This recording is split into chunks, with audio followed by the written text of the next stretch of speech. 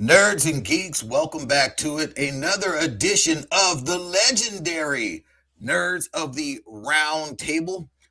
Yours truly, King Nerdificent Twala Sharp in the building, joined by Tom is Talking Cunningham. What it is, good sir? I am good. I actually just got home after seeing All You Need Is Kill, which is, Oh, you went.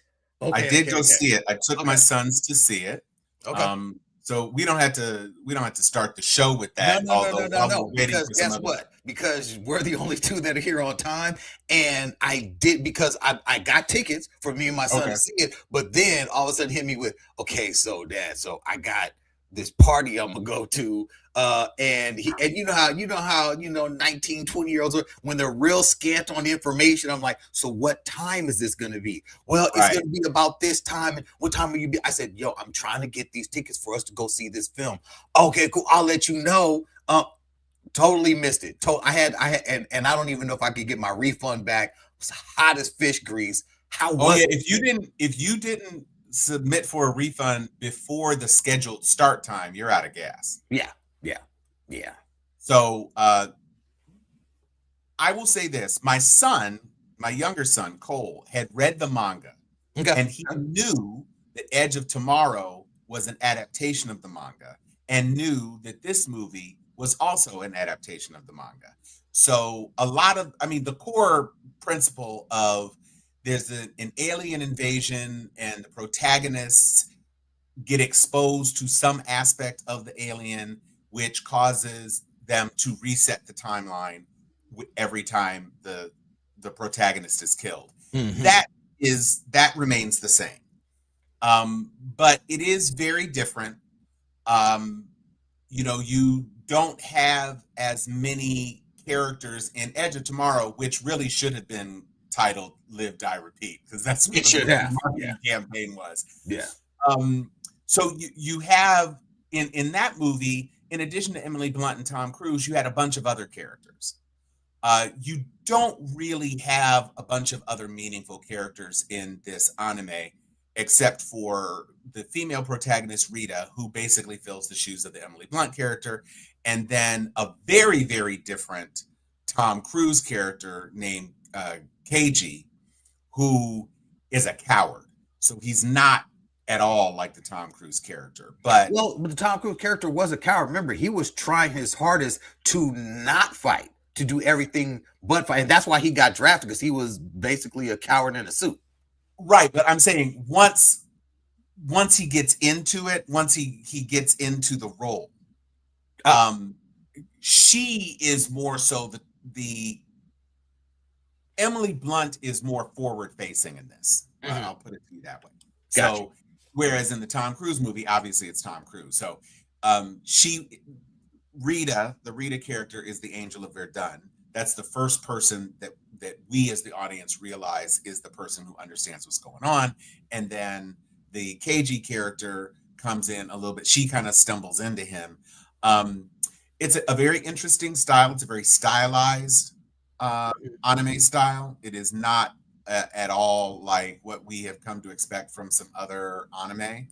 Um, it's more fauvist, I guess I would say, Hmm. um, in terms of its lack of normal body structures. It's not. It's even more out there than a traditional like Studio Ghibli, which it Yeah. has its very stylized style. This is elongated fingers, kind of weird proportions in clothing, weird proportions in hair. It was still interesting to look at, and the creature structure was certainly interesting. But I have to say that Edge of Tomorrow, I think, is a more satisfying film, um, just because the creatures in this are very fantastical, and because it's there are some Japanese anime that are super duper dark. Yeah. This is not. The Some of the themes are a little dark, but uh, visually The and color tonally, palette and tonality. yeah, Yeah. It looked. Yeah. it is not as dark as what you were kind of experiencing in Edge of Tomorrow or some of the other darker anime that we've seen. Even Clash, Attack on Titan or anything like that, or certainly Parasite, which was a lot more dark than this. So The animation kind of reminded me when I saw the trailer. It reminded me of Don Da Don. As far as the animation style, yeah, how the proportions of the people and how yeah, I think everyone that's fair. is kind of hyper exaggerating how they look just in general. Right. And looking at the trailer, I was like, man, do not take anyone who could possibly be prone to seizure activity, because it looked very, very chaotic in the colors and the lights and everything flashing. It was even in the theater. I saw the first time I saw it was on the IMAX. When I can't remember what I went to see, but I saw on IMAX, and I was like, whoa, this is a lot to look at on the big screen. This is the color pattern. I was like, oh, I'm about to get a headache. So I said to myself, they should have a warning in the beginning of that. Dr. Liz from the Freeway has joined us. How you doing, sister girl? I am well, everyone. Nice, nice, nice, nice. You are right on time. We were just digging into some anime real quick, waiting for y'all to join in, since we know for a fact y'all have not watched any of it. Not at all. So the only reason why I would see anime is because we got paid to go watch to see One Piece. That's hilarious. I love it. I love it. Today we were going to start off with some of the biggest news that hit the nerd sphere, something that those of us who are still holding out hope that Star Wars can be great, holding out hope against hope that we can return to something that we can all enjoy unanimously. And we felt in our heart of hearts that all of our hopes and dreams were being crushed by the imperial dark-sided fist of one Kathleen Kennedy, who has now announced that finally, after teasing us for so long that she was stepping down, really just teasing us like, you filthy tease, she's finally out. She's out. And at long last, the Star Wars savior, the individual who actually got Star Wars back on track in an animated sense, Dave Filoni, who lives, eats, breathes, sleeps, thinks shit Star Wars, is in charge. Forgive me for getting the young lady who he is partnered with, who is the executive, but Dave Filoni is the creative genius behind all of our favorites, along with Dave Favreau. They gave us The Mandalorian. They give us Ahsoka, of course, Clone Wars and The Bad Batch, and just every animated great that we've ever seen has come from the mind of Dave Filoni and his crew.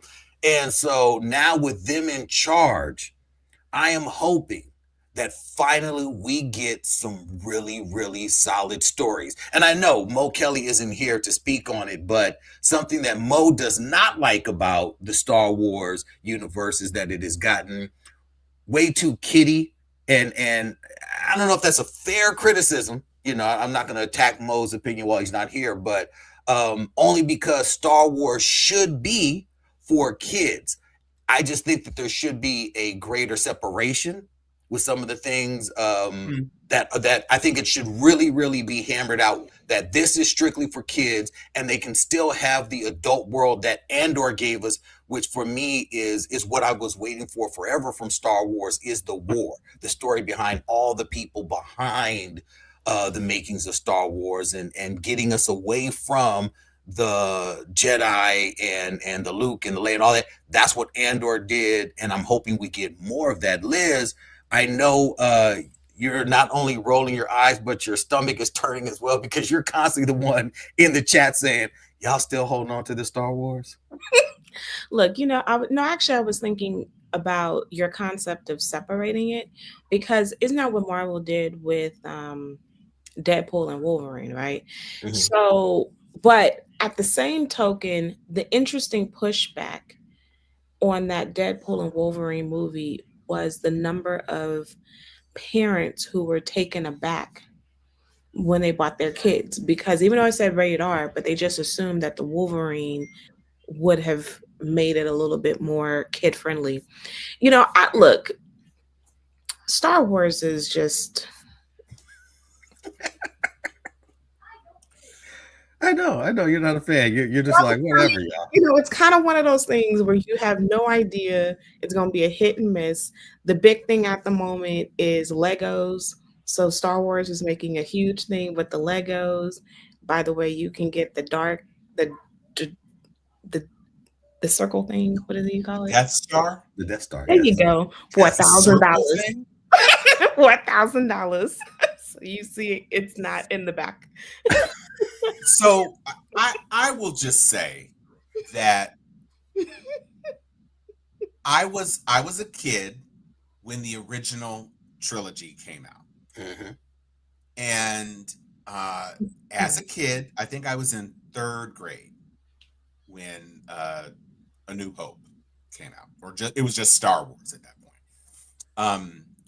And I enjoyed it just like every kid did. And I also enjoyed The Empire Strikes Back. I thought already by Return of the Jedi that he was revisiting themes, and I was not a fan of the Ewoks, and so I just left it. I was like, I am a person who enjoys fandom, but Star Trek was just never my Star Trek. Star Trek was more my ministry than Star Wars. I loved Star Trek. Interesting. Okay. I saw every episode of Star Trek. It was off air by the time I could really consume it, but it was in reruns, and so I was able to enjoy every episode of Star Trek. And then because of Star Wars, Star Trek actually was made into a movie, my affiliation and my affinity for that franchise is a lot greater than my affinity for Star Wars. Because the movies were just the movies. There weren't TV shows back then that were expanding the universe in the way that they're being expanded now.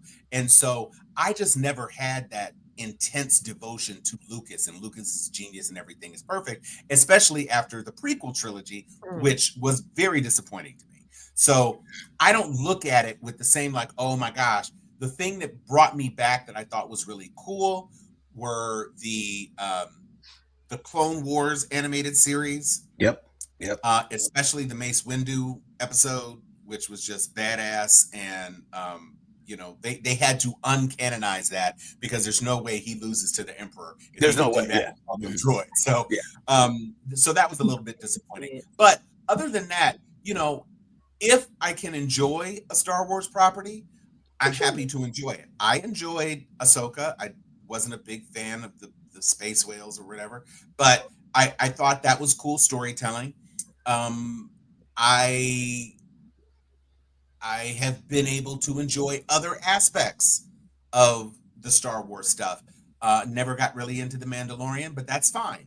I enjoyed certain aspects. I like the droids better than I like most human actors in the Star Wars franchise these days. But I'm just not beholden to it in the same way. So I know that new trailer of that new movie is not the Grogu one? Yeah, Mandy and Grogu. At all to me. I mean, it looks like a trailer for the next season of The Mandalorian to me. It doesn't strike me as like, oh, this is a must see that's just gonna reset everything and everything's gonna be cool. Perhaps because Kathleen Kennedy was still the EP for that movie. But I just don't. I'm not a person who is as invested in the lore.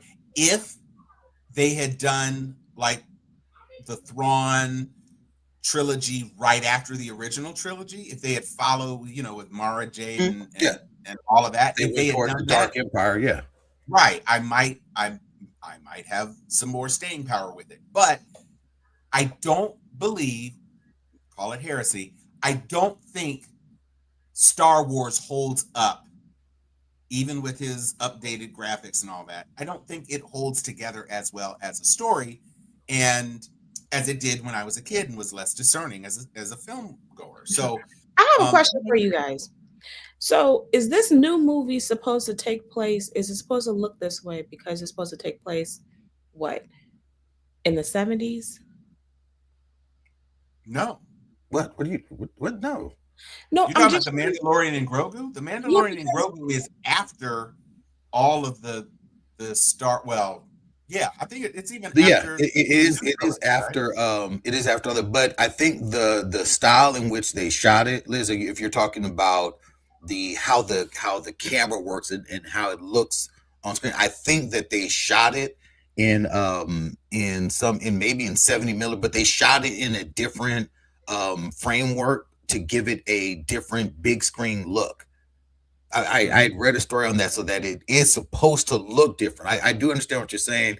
By is it supposed to be set in the 70s? It because when you look at it, the film has a almost old school film look to it, and I believe that is because of the camera use that was used in it to give it a feel that it is more connected to the original Star Wars universe. I believe that that is part of what went into it, into the Mm. filming of the movie. So it's really supposed to be more present day? I mean, everything is set in a galaxy far, far away, so there is no present day in the world of Star Wars. I hear you. I see this is gonna make me hate it even more. But to each his own. Yeah, yeah. Because like for example, the prequel. Like we had a prequel with the one that I really hate. The Aiden um Christensen.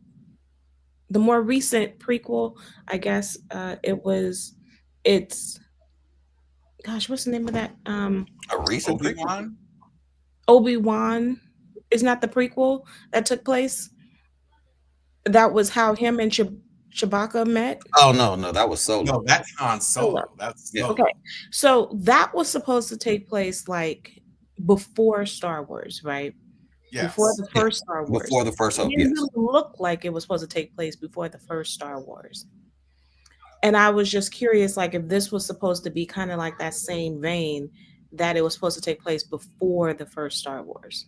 No, No, this the is way after. Mandalorian Grogu, it takes place way after. Yeah, it takes place way after all that. But it's before Kylo Ren and all that happened. So it is set in between the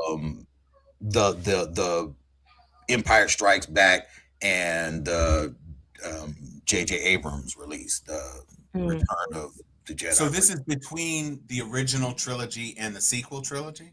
Yes. Yes. Okay. Yeah. It takes place after the because all of this story is happening around the same time that stories like because it takes place after Ahsoka comes back, and so that's way after the fall of the Empire and all of those stories that happen. So this is taking place kind of in a small gap right after that. Because you said it's when Ahsoka comes back, but Ahsoka right now in her own series, the Ahsoka that we're seeing in the series, in the Ahsoka series, is the Ahsoka that happens after all of those animated series, after the Clone Wars and after Star Wars Rebels. This is an Ahsoka that comes back after Ezra Bridger disappeared. So this is well after that. This is her coming back, but it is before, and this is why I don't. It is before the newer trilogy. This is too much lore. Listen. Oh, but see me, I think for individuals like myself who are no, absolutely, I get it. I think I mean because it's like after the first trilogy of films ended, I got heavy into the books and comic books, and so those stories until they dropped that first Gennady Tartakovsky the 2D animated series that we all love that got us into. Before that dropped, for me, it was all comic books, and I was a hardcore action figure collector of all things Star Wars. So that kept me into the storyline. So then having the baton pass to this really, really interesting and expertly drawn animated series, and then we get into all of the lore of the 3D animated series that Filoni gave us with Rebels and Clone Wars and all that. For me, I was like, wow, there's so much story that happened in between what we thought, especially in between from that stupid prequel. All those things made sense when you look at all of the things that happened in between on the animated series. I mean, but Tawala, come on, you're hopping around all over the place. Like I'm it does, and it's not necessarily it's not a linear story. There's a lot of things within the Star Wars stories that have come out on television and on the big screen that all happen within the same time. Like a lot of these stories happen in the same time, and so that's kind of what throws a lot of people off with Star Wars. Period, and following everything is if you really don't watch everything, you miss a lot, and it's, and I think that's kind of what Filoni did with the Mandalorian. He was like, you know what, I'm making this series, and I don't care if you didn't watch Clone Wars to know what's going on. I don't care if you, like, even with Ahsoka, there's so many things that happen in Ahsoka that are that's a straight continuation from the animated series, which is why those of us who watched especially that final season of Clone Wars, Ahsoka was everything, because it was like you told the story, you told everything that happened. But for anyone who didn't watch that, it's like, oh, okay, sure. I guess my through line on this is that all of this extra stuff that you're talking about is not written by George Lucas. It's the George Lucas deification that I think upsets me most about the fandom with Star Wars, because they're like, oh, George Lucas, when George Lucas was in charge. George Lucas was trash. He doesn't like well. And he lucked up in hitting the cultural zeitgeist when he did. And the best movie of the original trilogy was not directed by him. True. Flat out. Yeah. Was cast. We're getting some feedback on you, Mo. I think for all of us, especially, all of us who were, I think I might have been 12 or 13 when The Empire Strikes Back came out. And so any one of us at that age, we're already jaded. We're starting to watch horror movies. We're into another lane when it comes to what we're consuming. By the time that film came out, we were past being kids. We were like, oh, this is trash. I don't think any of us liked that. The idea of him coming out with a prequel series was exciting. Those lines were incredible. I was happy to be in line and be an adult, because it took me back to being a kid, being in line with my mom seeing the first one. So I was like, man, this is everything. And the level of disappointment that came from these stories that seemed like not a lot of thought went into really telling this story at all. And then you give us a big middle finger. I mean, you basically were fisting us when it came to that last series of films. Fisting that. You mean you didn't like the brother and the sister became love interest?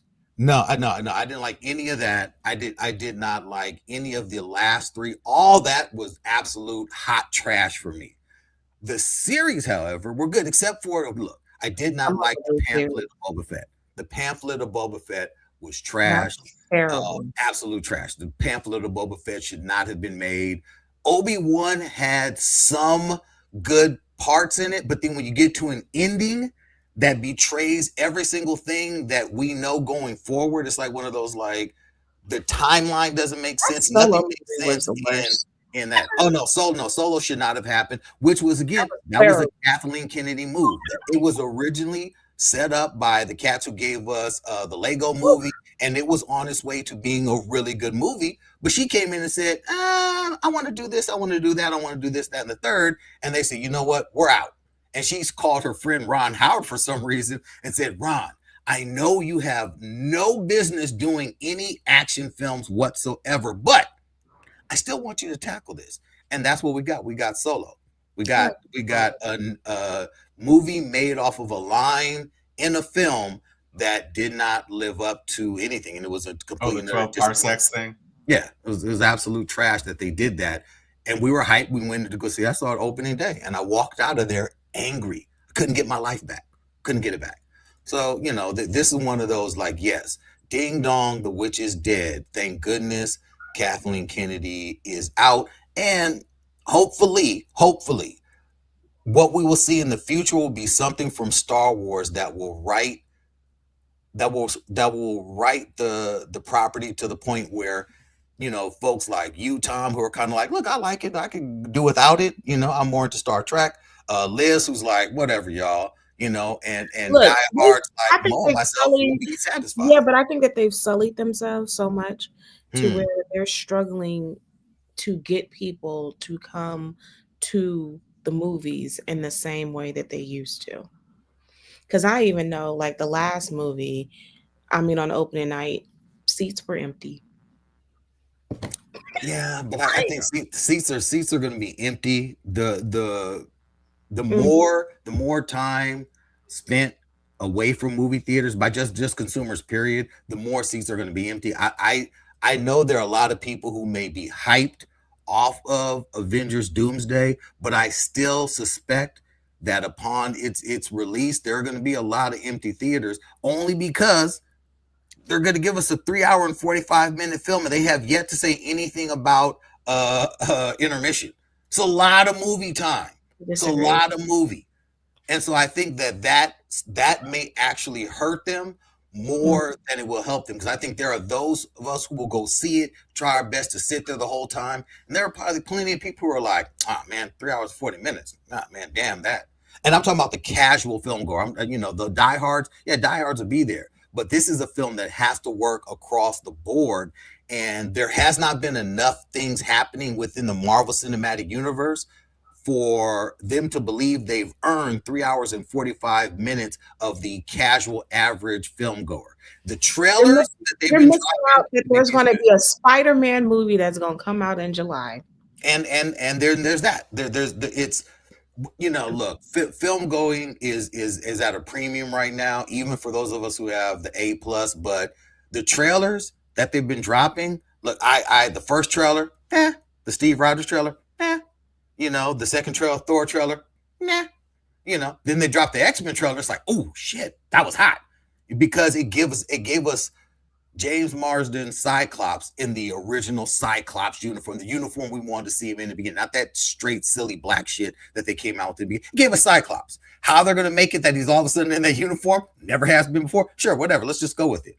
For me, the Wakanda trailer meets reintroducing Namor, and introducing the Thing. For me, the thing that stood out for that is when you have M'Baku saying King M'Baku of Wakanda. I was like, oh shit, this is about to be a major thing. Still, it's a lot of story to tell in a 3 hour and 45 minute film. All this setup, and then you're supposed to give us Doom? I think one of the things, to your point, Twala, about the movie going attendance is with the predominance of streaming services, and it's not just Netflix, it's Amazon Prime's new programming, it's Apple's new programming, and of course one of the things that we wanted to talk about this week that came out on Netflix is The Rip. So Mo, you are now in the studio. Yes. Why don't you rip the ripcord on The Rip? And Can I back up? Can I back up 1 second, because it actually ties in? It's about the theater going experience. And no disrespect to anyone's age here, but we're talking amongst ourselves, average age 50. So the theater going experience per se, I said average age, Liz. I didn't say you were 50. Because I was very clear about average. I'm 56, okay? Twala, I think, is 53. Tom is 78, okay? Wow. Average age. Average age. At least I know how to pronounce the name of my fraternity. I don't recognize that motherfucker. So I don't know him. Stephen A. Smythe. Anyhow, but I'm saying, which goes back to Star Wars. I said many years ago, I am out on a Star Wars movie. They're going to have to earn me back. I do not feel that same way when it comes to Marvel. When it comes to Marvel, Marvel's going to get my money. And yes, it's been a while since they've had a hit, but think of it this way. Let's say we didn't have all those mediocre movies in between, and they just brought us Avengers Doomsday. It's almost like waiting 10 or 12 years for a long-awaited sequel. I'm okay with that. And I would say the overwhelming majority of Marvel fans would be okay with that in just anticipation. They don't have the anchor of Kathleen Kennedy and this long, expansive, multi-decade history of bad movies and projects. Marvel, I think, has enough goodwill in the tank where they're not going, and Liz made the best point. You have Spider-Man as a lead-in. They have not had a bad Spider-Man movie yet in that iteration. That's true. And if they can just give me one more good Spider-Man movie, which properly sets up Doomsday as a lead-in, I don't know how, but if they do that, all will be forgotten. It's almost like you haven't seen this old girlfriend in 15, 20 years. When you left, you were mad, but then she sides up to you and says, come on now. You know you want this. You remember what it's like. And you're mad for a minute. For a minute. Yeah. No, you're right about that. Now to the rip. And we have all these other streaming options. We have these things which are competing for our time. And for full disclosure, Joe Carnahan, who wrote and directed The Rip, was a guest on our show. We have a very cordial, pleasant relationship with him. And I say that to say, when I say that I'm effusive and I really liked The Rip, let me say off top, I say that genuinely. From the opening scene, the way the color palette was very Michael Mann-ish to me. I felt like I was watching Collateral in that dark blue, deep hue. That was something that stood out to me. Love that. I just like, for what it was, I loved it. I wouldn't have been mad if I saw it in the theater. Yes, it was Ben. Huh? I agree with you. Okay. Release. Yeah. I enjoyed just about everything about it. Was it Ben Affleck and Matt Damon almost caricatures of themselves? Sure. Okay. But, when you put Matt and Ben together, they're no longer Batman. They're no longer Jason Bourne. So, you take it for what it is. And it was a good, when I say a set piece, it was all in one location. And me personally, I like movies like that, which happen all in one day, in one location, very Training Day-ish. Where all of this is happening within a set amount of parameters. I liked that it had a movie score, which was reminiscent of almost a horror movie. And there was something sinister always hanging over these characters' heads. And you didn't know what, you didn't know who. Yes, there was a lot of exposition and convenient storytelling to help lead you to the twists. But I thoroughly enjoyed it. And I don't want to get so far afield where it's like, I can't be pleased by anything. I enjoyed the fucking movie. Interesting. I have a question about this though. I was surprised that it was not actually as a statement. I'm surprised it's not in Boston because they only do movies in Boston. So I was like, oh, we're in Miami. Are you sure in Miami? Are you going back to Boston? But do you know that Ben Affleck is fluent in Spanish? I did not know that. No, genuinely fluent. He did a good job, but I will agree with Liz on that point because I turned it on and I kind of walked to the kitchen and I heard Ben Affleck Afflecking and I said, oh, okay, so this is like The Departed 2 or something. I was hearing kind of that Irish Bostonian kind of thing. And then it was like when they had the scene where the cars were pulling donuts and the motorbikes and right at the very beginning, I was like, oh, wait, this really is in Miami. Matt Damon and Ben Affleck are cops in Miami. Let me reset a little bit because I just wasn't ready for that. I will say that having seen One Battle After Another, which is a much more ambitious film that does a lot of things, and certainly it isn't constrained, as Mo said, in that 24-hour, 48-hour period of time, but has a film that has some of the same underlying premises, not the least of which is Tiana Taylor, who was completely wasted in this film, in The Rip. But I just thought that was a better film overall. But this was a fine, kind of a throwback to an 80s buddy cop heist, whatever thing, and Carnahan is good at that. And so there was nothing wrong with it. I thought some of the breadcrumbs were laid rather liberally. they were thrown I think that's about. fair. So How does a film like this compare to Den of Thieves? Because when I saw the trailer, it gave me Den of Thieves vibes. The Curtis Jackson. I like this far better. Okay. Far better. And maybe what's that? Is that Gerard Butler? Gerard Butler, yeah. Gerard Butler, yeah. I just like this better stylistically. Okay. I could see where this could have a sequel as Den of Thieves did, and I appreciated both, but this is what streaming is about. I don't know if this movie gets made for purely theater release. Right. I personally enjoyed it, and I would not have been mad if I saw it in the theater. Yeah, You know, it it's could have interesting that been. you There say was an that, era in which it could have been made as a theatrical release, for sure. but I think that era has passed because you have things like Netflix, which are available, and technically, it's. Remember when TV movies? We used to have a movie of the week. Yeah. I don't Oh know yeah. about you, man, since you're a Yeah. teenager, but us in the geriatric age, it's the ABC movie of the week, Oh yeah. and you didn't have cinematic stars starring True. on TV.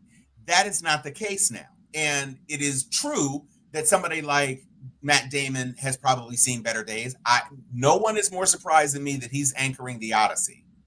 I don't know if I buy that. Well, look, He Lord He have has doesn't mercy. do accent work very well. And then Look, to have but John no Barenthal one in that damn film is doing any accent work. Not John Bernthal, not Tom Holland, not either. They're all talking like they are literally living right now, and they're just happening to be showing up on an Odyssey set, which is what I hate about it. But okay, I digress. Go ahead. And also a bit surprising given the director. Yeah. I did not expect that. So I will just say the rip was I like Mo. I do like claustrophobic caper films, and I thought the introduction of the Desi character, who was she's an absolutely adorable actor, but there was a little bit of texture and layering to her that emerged over the course of the runtime, and a very satisfactory conclusion. The third act was convenient. I'll just say that it was super duper convenient. But can we also introduce the Stephen Yeun portion of the conversation? That's all on you. You go on ahead, bro, because I know that was my only drawback. I'm not a Stephen Yeun fan of him as an actor. I didn't buy him as a tactical SWAT or gang cop or anything like that. I just didn't buy it. I didn't like him in Nope. I like him as a voice actor in Invincible that Tom reminded me about, but overall, it just, as far as casting goes, it added to the names, but it didn't add to the movie. Yes, I think that's fair. And in retrospect, well, this movie just came out and it's #1 on Netflix, so I don't want to drop too many spoilers. Certainly go and enjoy it. But what I will say is that in retrospect, after the revelations of the third act, the actions of certain characters are a lot more obvious than you might have suspected just watching it linearly as it goes through the thing. I will say that it's interesting Mo brings up about how these movies are now being made, because that's exactly what Ben Affleck has been talking about on the rollout. He's talking about how difficult it is now to make a movie to go to the movies, because he's saying that that you need to have you need to spend $25 million to make the movie if it's going to be worth anything, plus 25 million on kind of the rollout. And then so you need to make $100 million at the box office in order for this to make anything, to be of substance. So I mean, I think it's kind of an interesting, he's becoming more transparent. And maybe now they're at this age where they do just pet projects. Maybe, but I think Sam Maybe Jackson, not Matt, but I'm thinking the other dude. yeah, I think Sam Ben Jackson said it one time when someone asked him, they suggested that he was not choosy in the films that he's in, because they were like, dude, you done Snakes on the Plane, you did Black Snake Moan, you did Star Wars, you just seem to do anything. And he said, let me tell you something, young man. An actor's job is to act. He said, like, if you work at Target and they have you scheduled to be there Monday, Tuesday, Wednesday, Thursday, Friday, you're going to be there Monday, Tuesday, Wednesday, Thursday, Friday. My job actually is an actor. I get cast in something, I go to work. My job isn't to be sitting here picky and this. He said, like, look, I'm going to bring the best I can to every role that I do.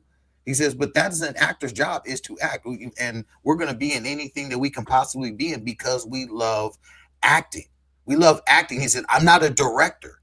He's in, like, if I was a director, it'd be a different story. If I was a film writer or producer, it'd be different stories. But I'm an actor. My job is to show up and give the best that I can. And I think about that, and I'm like, I think when I look at people like these big names who are showing up for these films, and some of them seem like they'd be small potatoes for someone of these actors' caliber. I think for them, this like, you know what? I dig this story, and I think all the things that Tom and Mo were pointing to being a very, claustrophobic, tense crime thriller, and it just keeps moving. It doesn't like give you time to really rest. It's not a story where 3 days later they're figuring something out. It's like it all happens right now, and that doesn't give you a chance to really walk away. Give you a chance to pick up your phone and dial out. It keeps you involved. I think those are the projects that right now more and more actors are going to be going for. And I think that we're going to start seeing a lot more things at least, that are going to be rated in for Netflix or streaming, because this seems where it goes. Also, the fact that the theater going experience is actually just trash right now. I don't give a shit what theater you go to. Being next to people who are not there to watch the movie is the most annoying, aggravating thing. And I think people have just lost their sense of just decency when it comes to film going. They really, really have. When I went to go and see the damn trailer for the damn Avengers film, and I'm sitting in the theater, I'm in the back. There's an entire row that's empty. I'm in the back row. The whole row is empty for this damn Avatar film. This son of a bitch came into the theater, okay, and sat literally right in the seat next to me. I don't care if that was your seat, good sir. There is an entire empty row. You don't have the decency of, and I'm in the very last seat, so I can't go nowhere. I'm in the seat right on the aisle. He comes and sits right next to me, starts crunching and munching, and I'm like, this son of a bitch, I hope you have a heart attack while watching this film, you filthy bastard. There's a whole row that you could sit in, but you wanted to come and sit next to me. I literally got up and I looked at him like he was just the shit on my shoe. And I went and I sat like towards the middle. And I think I said something to the effect of, you filthy motherfucker. And I just moved over because I'm just like, oh my God, who does that? Who comes and sits right next to someone in an empty row? It's a assigned seat. I think I get it. I would have done that.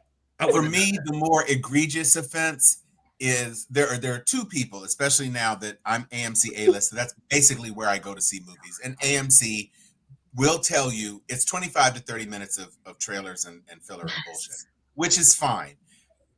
I do not like it. I'm going to do Madeline Kahn. Flames on the side of my face. When those MFers bring your food 3 minutes into the start of the film.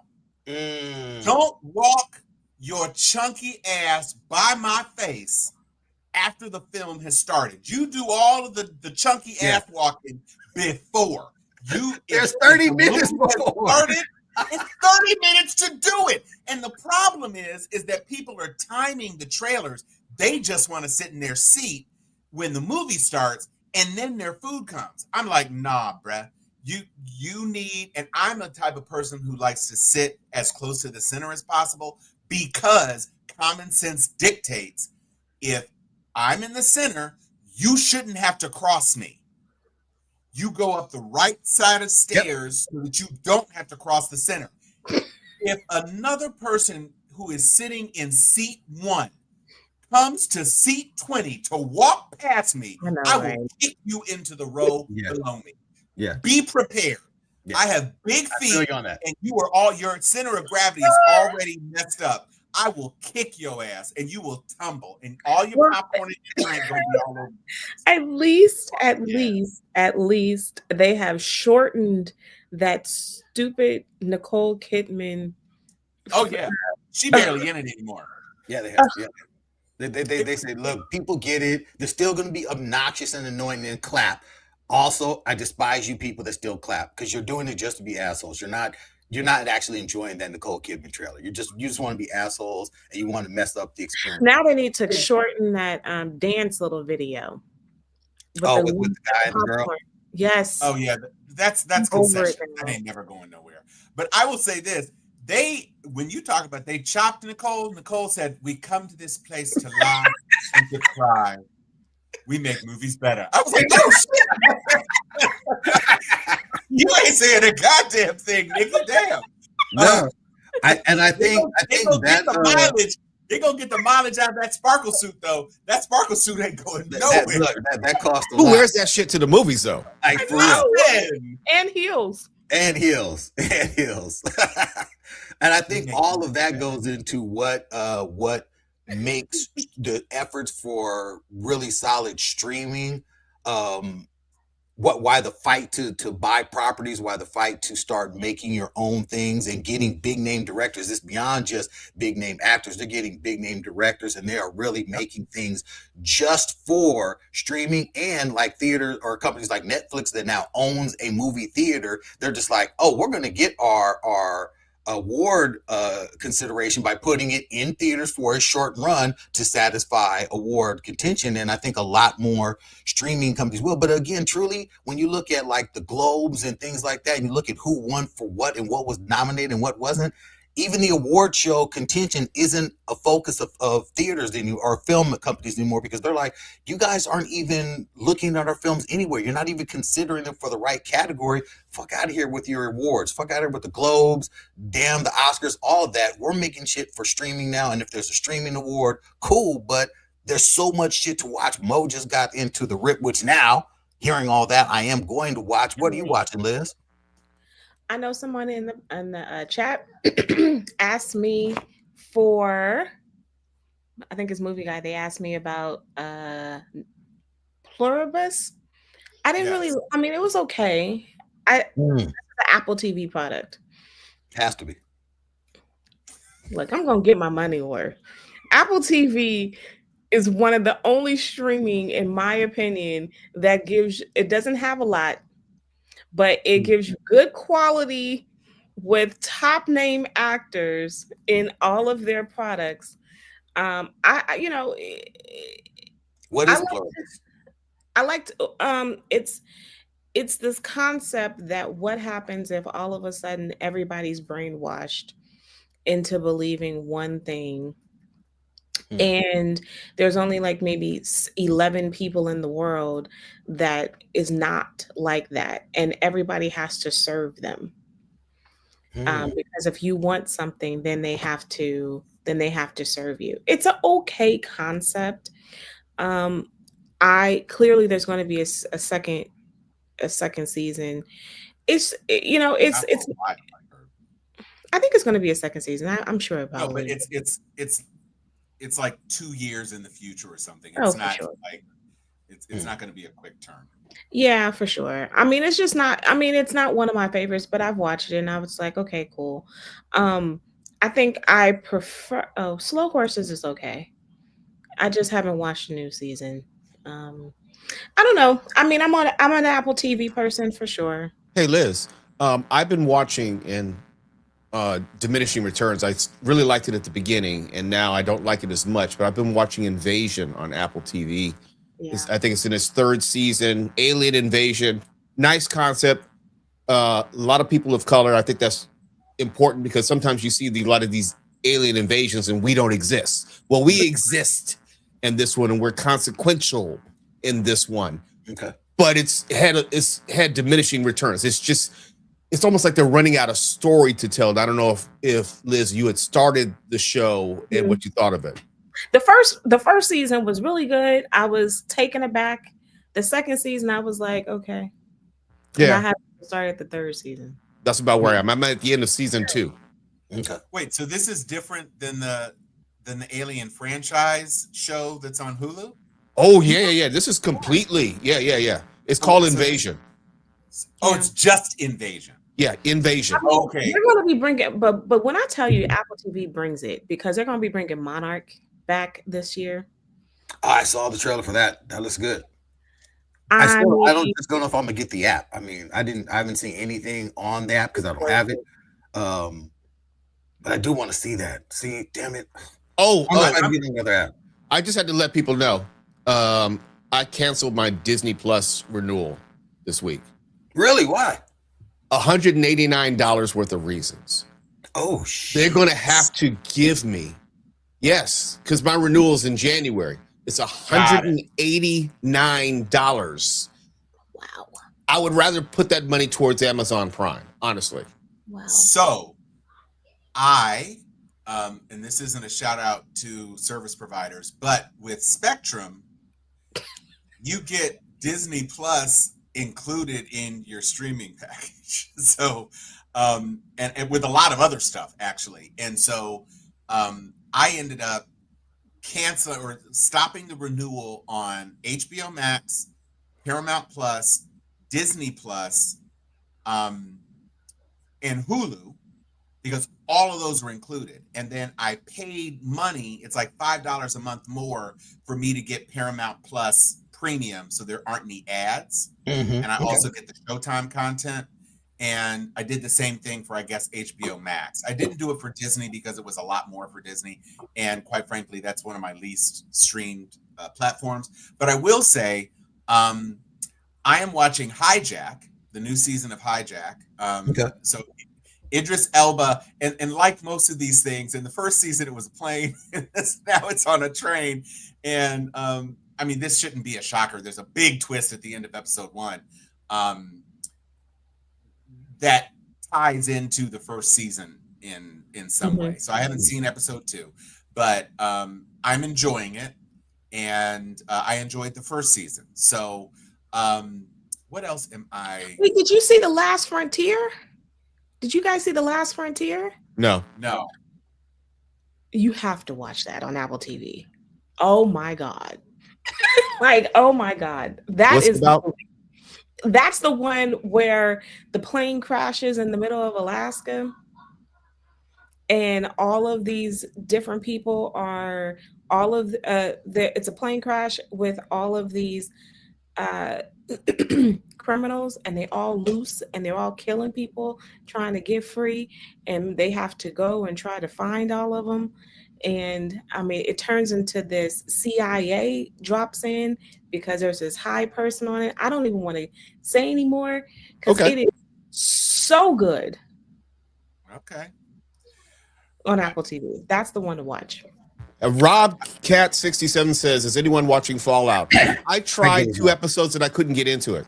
I watched the first season, and I watched like the first 2 episodes of the second season, and I'm like, just because I wanted to see if it got better.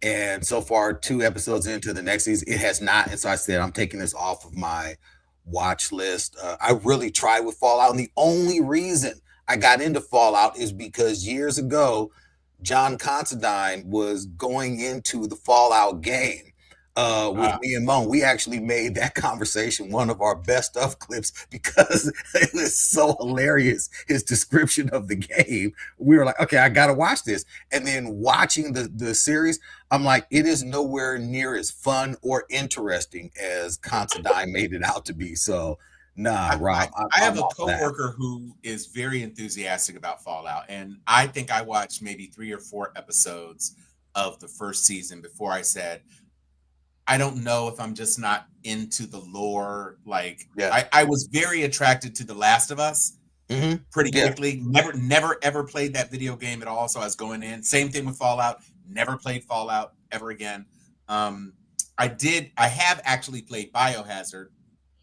And I don't know that there are kind of some racist undertones to Biohazard that I just can't really get with. But but Fallout, I like Goggins. That's his name, right? Walter Goggins, yeah. Walter Goggins, yeah. I like him. And some people on my feed, I guess there's a Black protagonist who is in season 2 that is getting a little love. And so I decided once I'm done, because I just started, because now that I have Hulu again, I tried to start watching Alien Invasion or Alien Earth. I'm sorry, Alien Earth. And so it kind of depends on how things will go. But I'm waiting for Ted Lasso to return because I did like Ted Lasso. And I'm not surprised that they're bringing it back because it was a very, very popular show. And I'm perfectly happy to revisit some of the dangling plot threads of the final season. So I'm happy to see that come back. No doubt.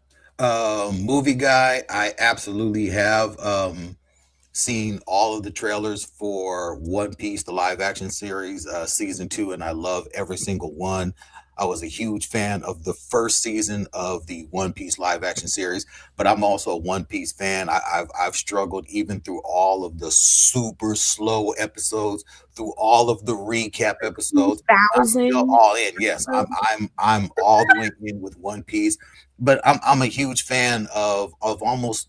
There's so many anime series that I watch, almost too many to name. Some of the ones that I'm watching now, that there's one that dropped now going on 2 weeks ago called Sentenced to Be a Hero. It dropped with a double episode premiere that is cinematic quality animation, phenomenal. One Piece Vigilantes is back now after not One Piece, My Hero Academia. Academia. Vigilantes is back now that the series has ended. It ended with me bawling in humongous Oprah level tears because it was such a touching ending for that series. Looking forward to, I believe it's in later this year, there is another episode they're going to drop, kind of a fast forward in time, see where all the heroes are at. So looking forward to that. Something that I do watch, and my son just looks at me like I'm crazy because he's like, of all the things we watch, you like this? Is a series called Reincarnated as a Sword.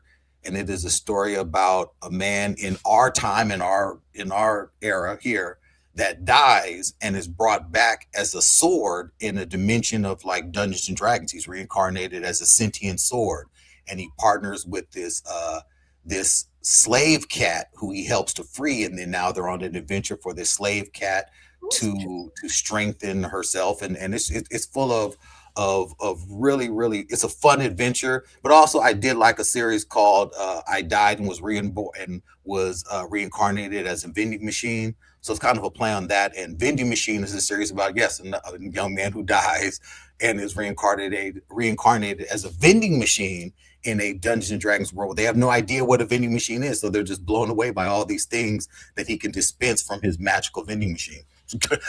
Anime is absolutely insane.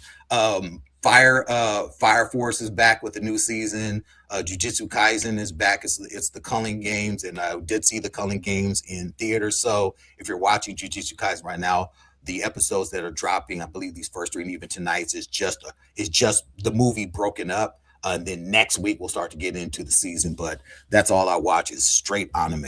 There's like, after we get off this, I'm going back in and watching more anime. Also, Liz, you had tried to put us onto this, and I did not catch it in theaters, but the Lord of the Rings animated film, The War So good. that film is phenomenal. I'm So like, good. this is one of the best Lord of the Rings films that have ever come out. It's the animated film good. set 200 years before the ring. It's on HBO Max now. It is a phenomenal film. And I was like, damn, I'm sleeping. Liz trying to tell us that this film is great. I'm like, shit, this film is great.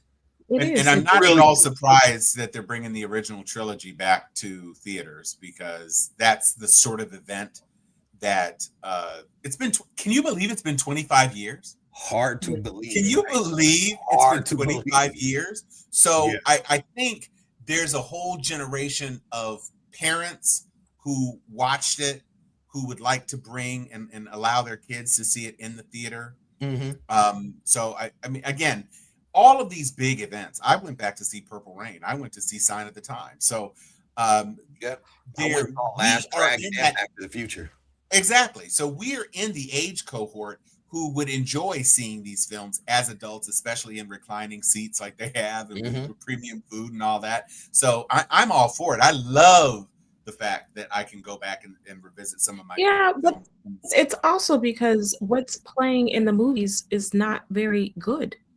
I mean, besides Anaconda. Well, but this is my point. I think one of the things, and certainly outlets like AMC are realizing with, playing the Stranger Things thing in theaters. Theaters provide a very specific communal experience. And if you want to revisit some of your favorite films in community with other people who enjoy watching films with you, there isn't anything to compare with it. You can't get 500 people into your living room to watch a movie with you, but you can get 300, 400 people watching a movie that you all are keen on, because in a reissue, everybody who is going to the theater is a fan. You don't have people who are casual and just like, oh, I wonder if this is something. No, everybody who's going to see Sinners, when Sinners comes back, that is going to be a Sinners fan crowd. And so, you know, that's one of the ways that you can really enjoy a movie in a way that is unique to theaters. And so I don't care. I'm A-list. I will go see anything in a theater. And the one thing that's a hitch in my giddy up is that they have some of these phantom things that are not a part of A-list. I know, sons of bitches. Which is very disappointing. But in generally speaking, I was able to take my sons to see Purple Rain. But at the moment, you got to have something else besides the throwbacks. So I did see Song Sung Blues. It was okay. But I know that Mo. That's not gonna be enough, though. No, Mo went to go see Greenland, and his thing made me like, oh, I don't know if I'm gonna go see that. Do not. But see, this is the point. When you have streaming services, why would you release Song Sad Blue or Song Sung Blah Blah? Why? That is a made-for-TV movie. Yeah. It is. As is Greenland too. That should also be. What I'm saying. So, you know, studios need to be cagier about what they do. There are some movie classics.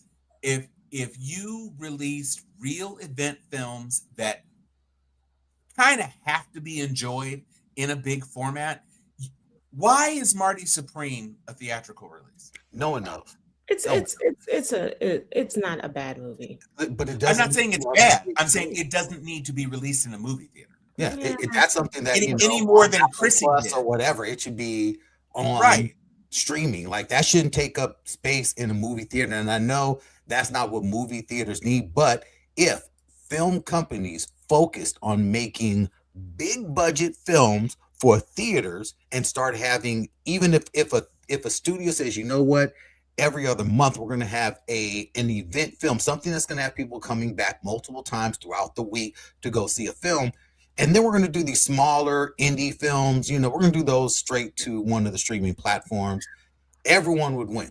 We forget.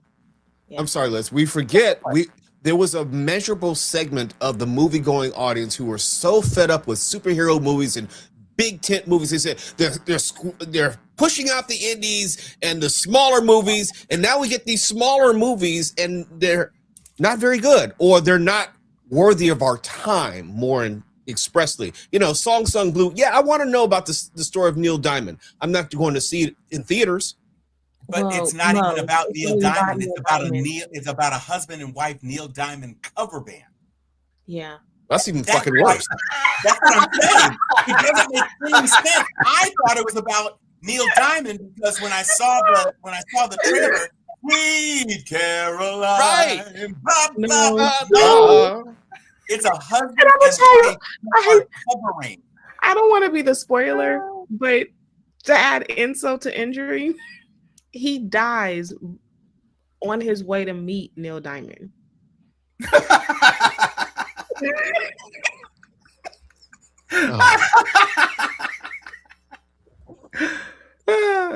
like you saved everyone watching. You saved us a whole lot of money with that spoiler, Liz. Listen, but it was a cute movie. It was too long. Man, go see this shit. To Marty Supreme's credit, it has grossed $80 million domestically. And as an A24 release, I'm sure it didn't cost that much money. So that's a movie, and probably it opened to $875,000. So the acceleration of people attending it is because of the Oscar buzz and all of that, and the fact that he won. And I think the word of mouth. I don't know anyone that's seen it that hasn't liked it. Chalamet is, you know, whatever. I can't believe it's better than Sinners. I would disagree with you a little bit, but I will say that, the Anaconda movie, I would argue that could have gone to streaming, but I've seen that twice, and it is still funny. And it's one of those things that I would never watch it on streaming. I watched it because this was the only. It was like I had to go see something to wait for my daughter to finish Stranger Gotcha. Things. So, and you know, it was it's. But I also would say there's so many like little other nuggets. So it's one of those things that I'm surprised it even got greenlit. But people, look, they've greenlit But it was a lot of the people in the Block theater movie though. part two. The Block movie is about to go into production. The Minecraft 2 is going into production. So right Yeah. now, Hollywood is absolutely bankrupt when it comes to ideas and concepts. There's nothing that Hollywood knows to do anymore. So let me tell It's a you, movie about making a movie though. Anaconda is a movie about making Anaconda. yeah, it's meta. So it's not a recreation of the first movie, which again, you've got a 70-foot anaconda that's doing things in the original movie that's just crazy. This is how bankrupt Hollywood is, though. I saw a trailer for the new Hunger Games movie, Oh, and the way it opened, I was sure that it was a parody movie about the Hunger Games universe. I thought so too. Because it's not Epi Trinket because it takes place, it's a prequel. Mhm. So they literally wheeled in the Epi Trinket of the 50th anniversary. They wheeled her in like on a Silence of the Lambs thing because she's had so much surgery, I guess. And I thought it was Glenn Close in a parody. And it was only when she said the quarter quell or whatever, and they showed the place where the people were going to be fighting. I was like, oh damn, this is real. Like it was. I literally thought it was like a Wayans Brothers spoof. And I was like, oh gosh, they haven't done a Hunger Games spoof yet. And of course they had, but I was just like, this can't be a real movie. And it absolutely is. No, And this is what marked the end of Hollywood and the theater going experience. I mean, slowly but sure, I give it another 10 years, theaters will be this quaint little thing that we remember like drive-ins, which, you know, where you find Well, a drive-in. you have a Paris Hilton movie that's doing her Yes, concert. they did a Millennium movie. I mean, come on, That's true. there's nothing driving people to theaters. I did not know Paris Hilton was getting that many people going to her concerts. She does. But I She looked it up. She sold out in Vegas nonstop. Anytime she's in Vegas, she sold out. She sings or she's a DJ? No, she's a DJ. Yeah, but she Oh, also well, that sings. makes sense. No, she has a new album, but the new album is in conjunction with her residency in Vegas. She's one of the biggest DJs in Vegas.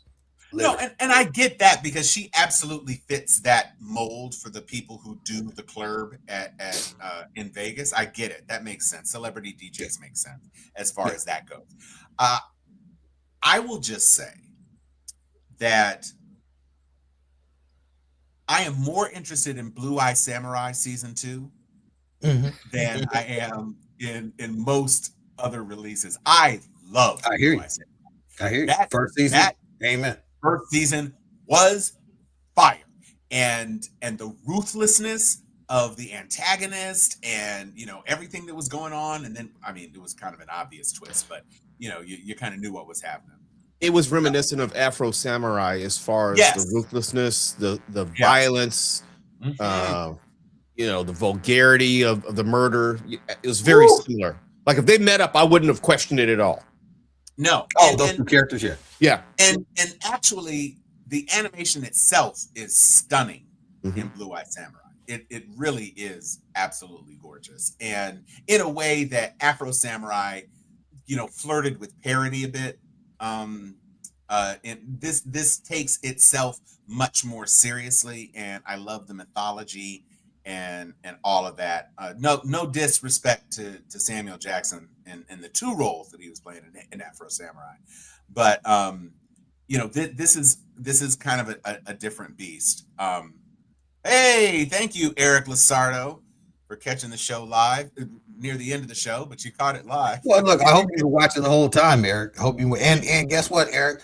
we will be back again next week. We are going to be dropping, every week, and whoever's able to join in will join in. But we back, baby. We back. Yeah, to be dope, Eric. To be dope. Little Nerd-O-Rama intro. Eric. No pressure. No pressure, good sir. You're this is just what you do. You do intros. All to the good, brother. That's great. And it'll be probably about this time weekly. That's what we're looking at doing. Yeah, so, absolutely. Please join us. We love Next it. And week, I don't know what's happening, but the week after is Wonder Man.